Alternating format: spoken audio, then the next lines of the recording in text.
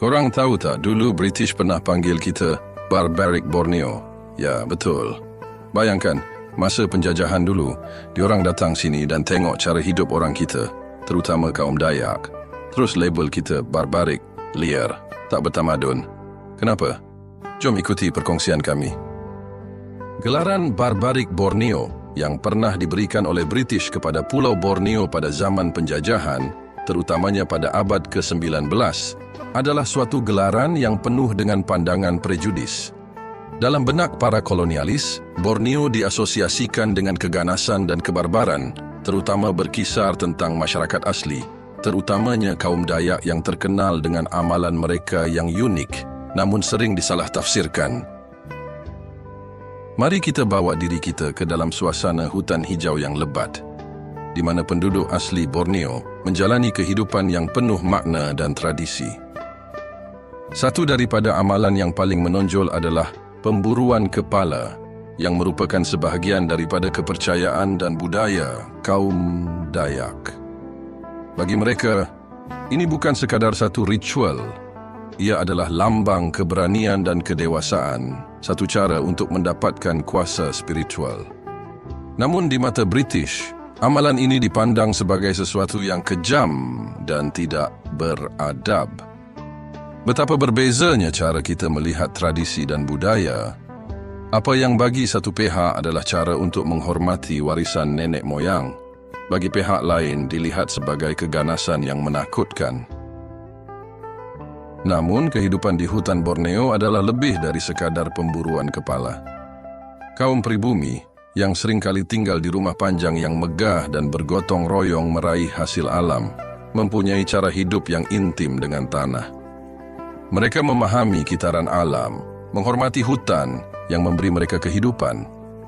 Sayangnya, pandangan British yang terkurung dalam paradigma kemajuan industri tidak dapat melihat hubungan spiritual yang mendalam ini. Mereka melihat sistem pertanian berpindah dan cara hidup yang nampaknya sederhana sebagai tanda kemunduran. Dalam pandangan mereka, Borneo seakan-akan terperangkap dalam zaman purba, tidak menyedari dunia luar yang telah maju. Yang lebih menarik adalah penentangan yang ditunjukkan oleh masyarakat Borneo terhadap penjajahan. Apabila tentera British datang untuk mengambil alih tanah mereka, bukanlah sebuah kehampaan yang diterima, tetapi suatu keberanian untuk melawan.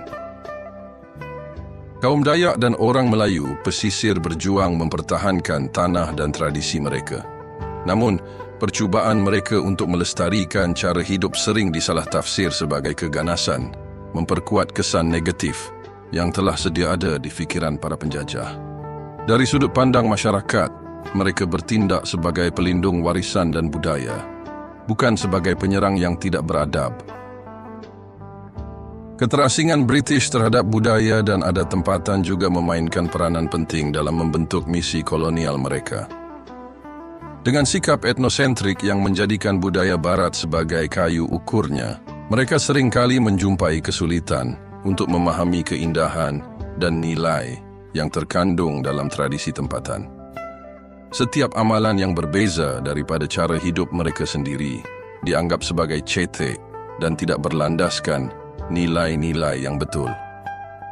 Dan pada masa itu, suara penulis dan pengembara barat, seperti Sir James Brooke, turut mewarnai pandangan ini. Mengukir pusaran imej negatif tentang Borneo yang masih kekal dalam nostalgia segelintir pelancong hingga hari ini. Namun, jika kita mampu meneliti dengan lebih mendalam, kita akan menyadari bahawa gelaran Barbaric Borneo bukanlah suatu gambaran jujur, tetapi satu produk dari kefahaman yang salah dan prasangka mendalam. Di dalam jiwa masyarakat asli Borneo, pemburuan kepala adalah lebih daripada sekadar pembunuhan. Ia adalah suatu perjalanan spiritual. Kehidupan mereka yang kelihatan primitif adalah hasil daripada cara bercinta dengan alam. Mereka mempunyai nilai yang berbeza, tetapi sama pentingnya dalam menjalin perpaduan masyarakat. Hari ini kita boleh memikirkan semula label-label yang diberikan dan menyedari bahawa di sebalik gelaran itu, ada suatu kekayaan budaya dan warisan yang perlu dihargai, bukan dihina. Dengan cara itu, kita dapat mencapai pemahaman yang lebih baik tentang kepelbagaian dunia, termasuk keindahan dan kedalaman yang terdapat di Borneo. Terlebih lagi, pengalaman dan tradisi mereka adalah cerminan kehidupan yang kaya dan penuh dengan makna, bukannya suatu label yang mengurung mereka dalam pandangan remeh. Apa pendapat korang tentang amalan dan cara hidup nenek moyang kita yang penuh makna dan tradisi dianggap barbarik oleh British? Diorang tengok kita punya budaya, macam amalan memburu kepala kaum Dayak dan kehidupan dalam hutan, terus label kita sebagai liar dan tak bertamadun. Padahal, bagi masyarakat kita, benda tu ada nilai spiritual dan budaya yang mendalam. Dan dengan cara itu juga, kita dapat mempertahankan tanah air kita. Apa korang rasa bila tahu perspektif penjajah dulu yang penuh prasangka ni? Adakah kita sebenarnya disalah anggap sebab perbezaan budaya atau sebab penjajah tak nak faham kita?